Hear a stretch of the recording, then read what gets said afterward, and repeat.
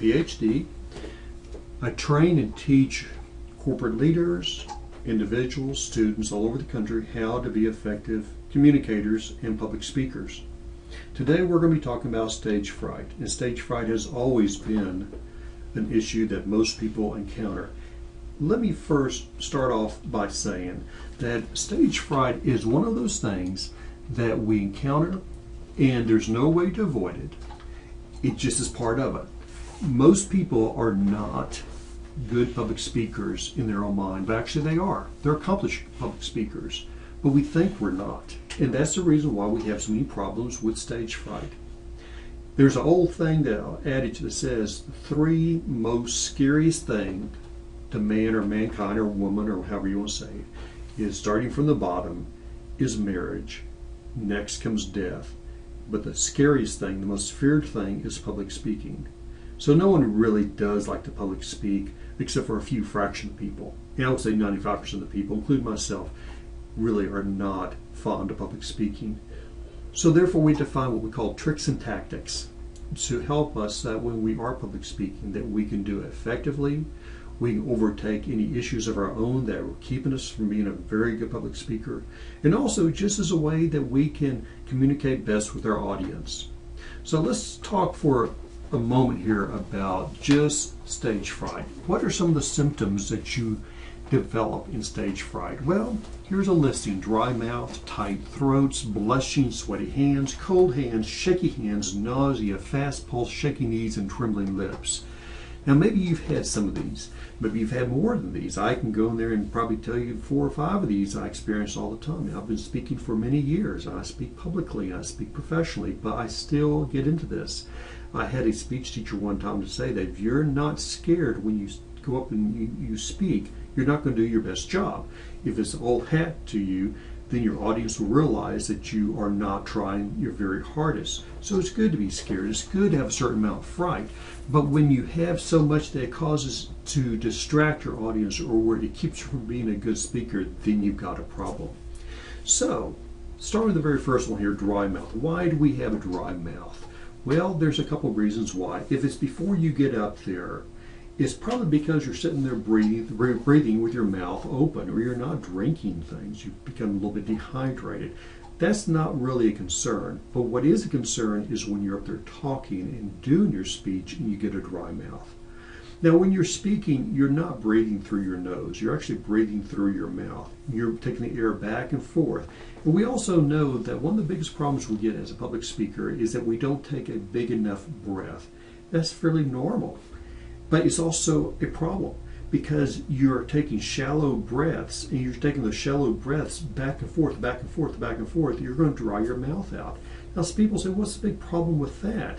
They're going to say, you know, that dry mouth means it's just the opposite of having too much saliva in your mouth that's causing you to spit on your audience. You know, have that splashes on your first couple of rows.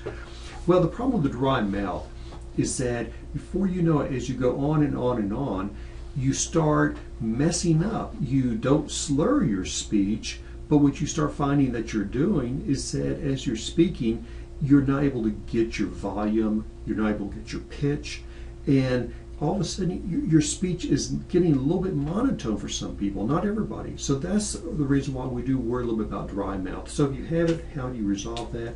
I would say probably you have to take a glass of water up there with you if you have chronic dry mouth. Before you speak, make sure you're fully hydrated. And a lot of people will not eat or drink before they speak. That is a problem. You've got to keep yourself hydrated. Keep the saliva coming so that you can affect your voice quality. You can affect also your pitch, your variety, your tone. All those things are very important. Tight throat. That's just a nerve. That's an instinct that we get because our throat starts getting tight, like you're getting choked up. You know, when you get upset about something, or maybe you see something very emotional, your throat just kind of get a little choked up. That happens when you're trying to be a public speaker too. So how do you come over that? You do that through just breathing exercises. And what we call are those deep cleansing breaths, where you take a big breath in and you let it out. Take a big breath in, let it out. That's the cleansing breath. And that gets the blood circulating, and that gets you feeling better. In the same time, it opens up your throat and makes you feel much better. Now, in the old days, what they used to say, I love this, the old days, back in the 40s and the 50s and before that, they would say the best way to keep your throat from getting tight is to relax it by smoking. Can you imagine that? Smoking a cigarette or cigar would relax you. It does just the opposite. Matter of fact, it makes your voice very raspy. Let's talk about that for a second. Let's talk about that raspy voice. If you're a smoker, you do have that problem. Only way to get over that is just stop smoking, basically. But you can also get it where you're clearing your throat and you're losing your ability to articulate, and you start getting this kind of gurgling sometimes because you're drinking dairy products before you speak. I remember many times where I would be speaking at a breakfast, I would have my coffee with the milk, or maybe it's a lunch, and for dessert they have ice cream. When I go up there, all of a sudden I realize I cannot project, that everything sounds a little muffled to me. It muffles to the audience too. And that's because I coated my throat mistakenly with dairy products like milk, ice cream, cheeses can do it too. If you're eating nachos or you're having a chili con queso. So these are things you've got to watch out for. So not only will your throat tighten because of the fear, but it also can tighten, or it can get coated by just what you eat ahead of time. So that's why I always encourage people is that there's a few things you do not eat or drink, but primarily drinking. If you're a coffee drinker, try to put as little cream. If you have to use cream, use as little cream, and try to use milk instead of cream if you can. If you don't use cream, you're fine. If you drink milk right before you go up there because you're a big milk drinker, I would try to discourage you not to do that. I always tell people to drink iced tea, hot tea, or just plain water. People say, what about drinking Cokes, like soda pops and things like that? Well, that's not going to affect your throat. I'll tell you what you will do. You'll get up there and you'll be belching while you're talking. And that's a huge major distraction, not only for you, but for the audience too. So that's the reason why we encourage people not to do that. Probably the worst thing you can ever do is to drink a big chocolate milkshake before you go up there and start talking, because your throat's going to be totally coated. Now, blushing. I've had many times, I've had people who've been public speakers, learning to be a public speaker, and they go up there and their whole chest, their neck is just turning red, or their back. Now, of course, your back's not a big deal because we're not looking at your back. But it is a problem if your chest and your neck is red. Very seldom do you see people's ears turning red or their forehead turning red. I mean, unless they have really stressed out situations. But I see it more so with the neck and in the chest. So what do you do about that? Well, guys, you don't have as much of a problem because you're wearing a shirt, probably a tie, maybe if it's an open shirt, you see it a little bit. But ladies, if you get very blush or blotchy on your chest, do not wear a low-cut dress or blouse. You've got to not show it. So therefore, wear something a little higher. So what if it goes under your neck? Well, I've always encouraged people at that point is wear a turtleneck or a mock turtleneck. Now you may say, but it's the summertime, it's 100 degrees out. Well, I understand. So maybe you can find something that goes like a turtleneck, but actually is not a turtleneck. It just has a very high collar to it. But if you're wearing a turtleneck, I've had people who've taken my advice and they come to a class and they are wearing a turtleneck because they're going to do a speech, and they're wearing their white turtleneck and they're blonde haired. Well, that's a problem itself for obvious reasons, because their neck is red and the turtleneck is white. Now, does that mean you wear a red turtleneck? No, not always. It just means that you need to maybe wear a color that it doesn't have as much contrast to your skin tones, your hair tones, and this blotching. So that kind of goes back to maybe it means wearing a purple turtleneck or wearing maybe a navy or something like that. Sometimes white looks good depending upon what your features are. If you're a redhead and you blotch and you blush and a white turtleneck, it's just fine, or a white high collar is just fine. Sweaty hands. Sweaty hands is just what people say, I've got sweaty palms, and that's just what you do. That's your adrenaline going. When as you're fighting to try to overcome your fears, you're starting to sweat more. Well, how do you overcome that? best way to do is have a napkin, wipe your hands, have a towel, wipe your hands. Realize that when you leave that podium, you're going to leave some wet fingerprints on that podium. That's fine, no one cares. But be careful that you do not do something like I've talked about in other speeches, where you're writing notes on your hands, because if you write notes on your hands instead of a note card, you will smear your entire notes. Or if you're trying to handle something that is going to show that you're sweating. I have seen people before that they have big sweat marks under their arm because they sweat a lot, particularly because they're apprehensive, they're scared to get up there speaking. That's fine, it happens to all of us. What do? Number one, white doesn't show the sweat, but if you wear one of those French blue shirts, and if it's starch French blue for a man, you're going to see the sweat marks, and all of a sudden your audience, they won't hear anything you're saying because they're too busy looking at your sweat stains. What do? Wear a jacket. Wear a navy jacket. Okay, maybe you're going to be totally sweated underneath, and this has been my case too. My shirt's been wringing wet, but my blazer looks just fine. So ladies, same thing. If you sweat a lot, maybe you need to wear a jacket. Cold hands, just almost the opposite. This is where your blood is not circulating. It's not circulating because you're not breathing enough. You know, those big cleansing breaths keeps the blood, keeps your blood oxygenated, and it keeps your blood going. So sometimes you get cold hands. How do you overcome that? You know, well, rub your hands together, but also just breathe and just kind of relax about it. Shaking hands, this is a common situation. People, their hands shaking, says down here at the bottom, shaking knees. I've had people who literally they cannot keep their hands still because they're shaking so much. Well, there's two things to remember. First of all, do not go out there and hold your paper, your note cards, if you're shaking that bad, because you're going to be shaking that piece of paper up and down, rattling that paper. So in that case, I hope you have a podium.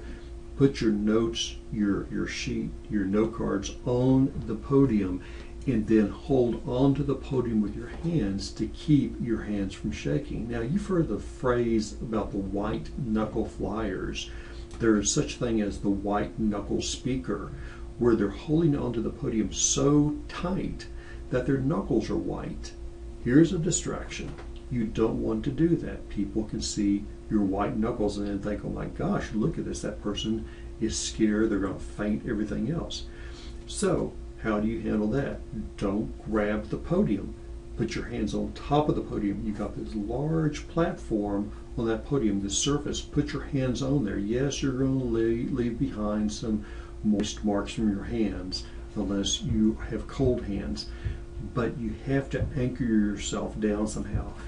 What do you do about shaking knees or leg shaking? Get behind that podium. If you don't have a podium, sometimes just walking around helps you.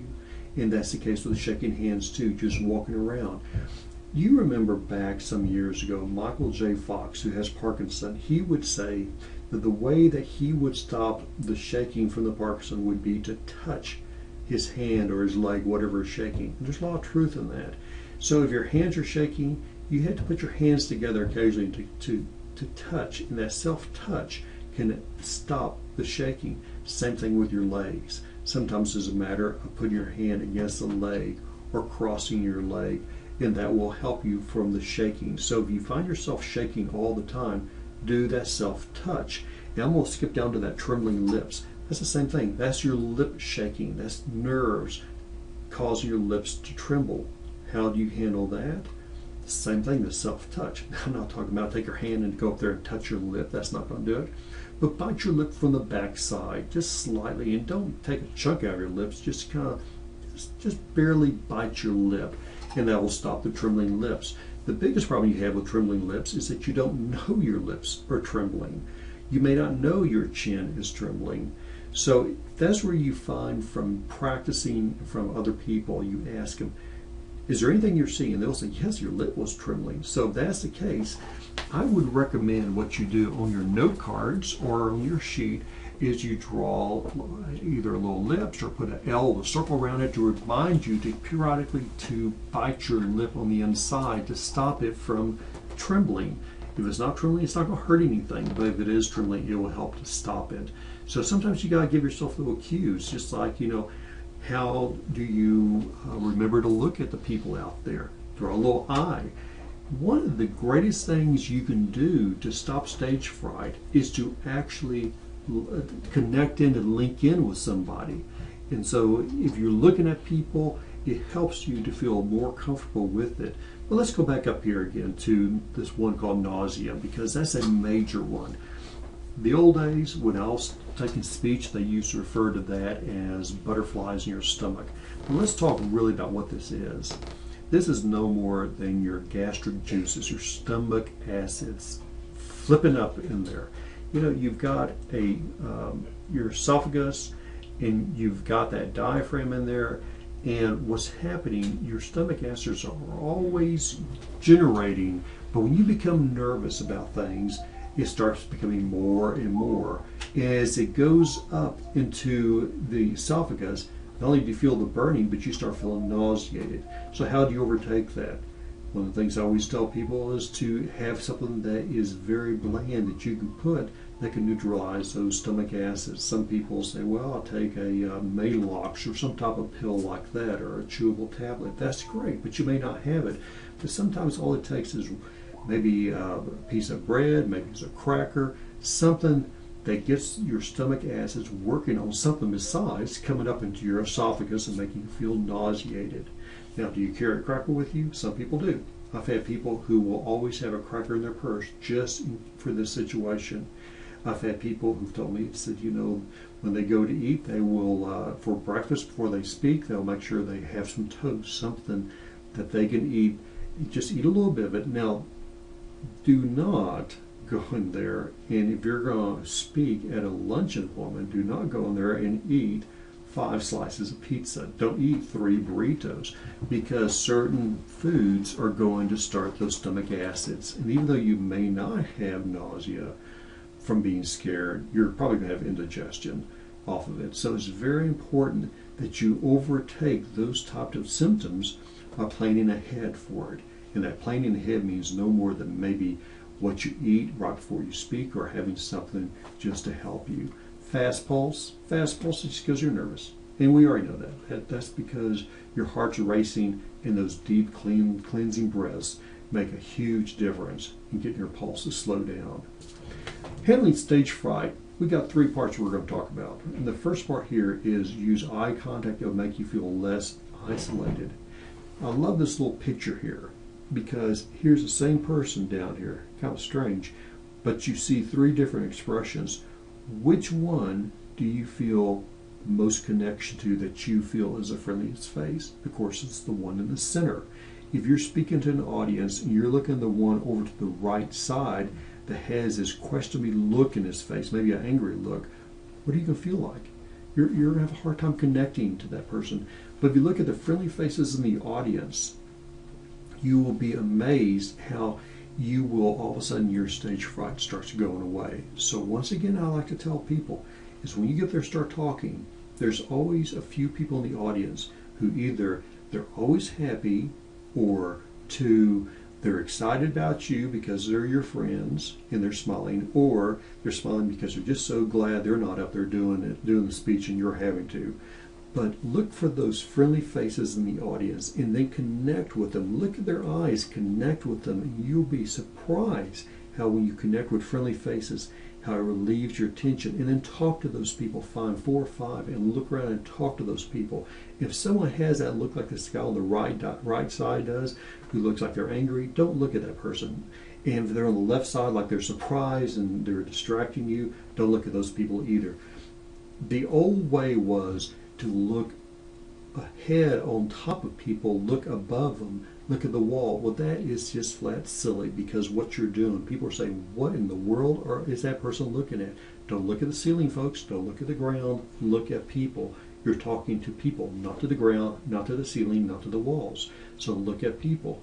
Now, I've had people tell me, I can't do that. I can't look at people. Okay, if you can't look at people, look right past the person. Don't look up, but look past the person. If you got to look at the table that they're sitting at, if you got to look in the corner of the room where the person's sitting at, if you got to look at their dress, but you've got to be looking toward a person. The key, I've always thought, is find the friendliest faces, find 2 or 3, and talk to those people just like you're having a chat with them. It says move your hands, move your positions, take breaths. All this movement helps you to get your blood circulation going. It gets you where you're breathing, and you don't have all this issues of the cold hands, the sweaty hands, the hyperventilation that sometimes can come about. Okay, stage two, or stage of the fright section here is slow down. When we are nervous, we're very quick to go in there and talk quick. We're very fast in our speech. Very seldom you find someone who's nervous talking slow, so you have to remind yourself to slow down. How do you do that? Make little notes on your paper ahead of time. Slow down, slow down. And then, like I just said before, is you find someone, a couple people in your audience, and talk to them directly, like you're having just a chat with them, like they're a group of friends, you're having a chat. And then, are you nervous when you talk to your friends? Probably not. So if you can identify a few people and make them your friends in the audience because they seem to have a happy face and smiling, then you find yourself not as nervous. Don't hold your notes. Your audience can see your shake. So once again, like I said before, is if you have a podium, put your notes on the podium. If you don't, there's a table, put it on the table. Make sure you can read them. But if you have to hold them, you do have to hold them. Now, the last thing here is to control your amygdala. Your amygdala is what we call your reptilian function, and that's because it's basically is what's concerned with instinct and survival. That's the reason why when we see a snake, you may jump. It doesn't control your long-term memory, but it does work to help your entire brain to understand the long-term memory. So when you look at a picture of your brain here, one of the things you can see is on the left side, you got your lobes. Your frontal lobe is a processing center. It does a great job of processing logic. But unfortunately, when you're speaking, logic doesn't really work as much as over here, that amygdala. You see your hippocampus, which is below. These are little glands that are in your limbic system. And it says down here the amygdala is one of its roles is to regulate the memory, consolidate in other brain regions, such as the hippocampus, where the consolidation of information from short-term to long-term memory takes place. Now, why I'm telling you this is that memories of past experiences become short-term and then they become long-term memories. So let's say that you completely screwed up at a previous presentation 5 years ago and you remember doing such a lousy job. That becomes a long-term memory. And you have to overcome that long-term memory. And your amygdala, which is controlling those long-term memories, is consolidating those long-term memories. You have to figure out how to override the amygdala. And there's several ways you can do that. But basically, without going through a whole course in psychology and what people like our law enforcement do to short-circuit their amygdala by make sure that it doesn't hold those long-term memories, I would say the best thing you can do is have the tricks and tactics to overtake that. And for example, it says here, the single greatest reason for stage fright is the lack of preparations. If you've had a bad experience before, chances are you had a bad experience because you were not prepared.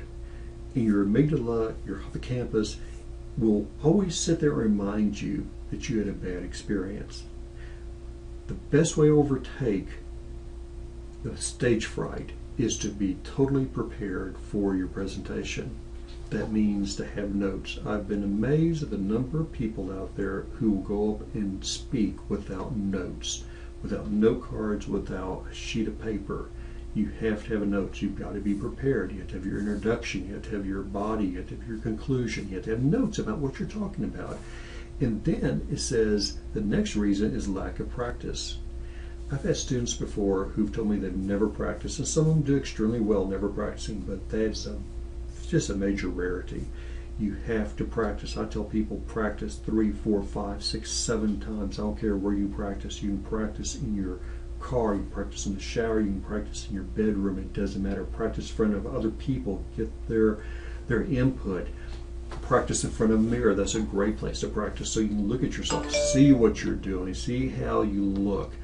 And as you're practicing, make sure that you're going through your notes and you're not reading your notes, but that you're looking at your notes and you're imparting the knowledge that's in your note, and that you don't go off script, don't go off of your notes. Third reason is a memory of the past. That goes back to the amygdala issue, is that people are scared because they had a bad experience. Everybody is, no, let's start back and say this. No one was born as a bad speaker. You made yourself into a bad speaker, either because you were scared, you didn't know the tricks and tactics, you got there, you stumbled around, you were not prepared for it, you didn't have good notes. You made yourself into a bad speaker. Everyone's born to be a good speaker. So what we've talked about today is to go in there and to find ways, like it says, to find ways to overcome what can make someone a bad speaker. So the last thing you have to remember is never forget the tricks and tactics that you can use to overcome your stage fright. Practice, be prepared, and have all those little things that you know are going to help you, like if it's eating a piece of bread, if it's not drinking milk or Cokes, if it's wearing a turtleneck, if it's pulling 3 or 4 people in the audience that have a happy face that you can connect with. All these different things are the tricks and tactics you can use. If it's the self-touch, if it's the biting the lip, all these things can help you to be a better public speaker. And hopefully, from what we told you today, it will help you. Thank you for taking time to listen to us, and I hope you have a great time as a public speaker.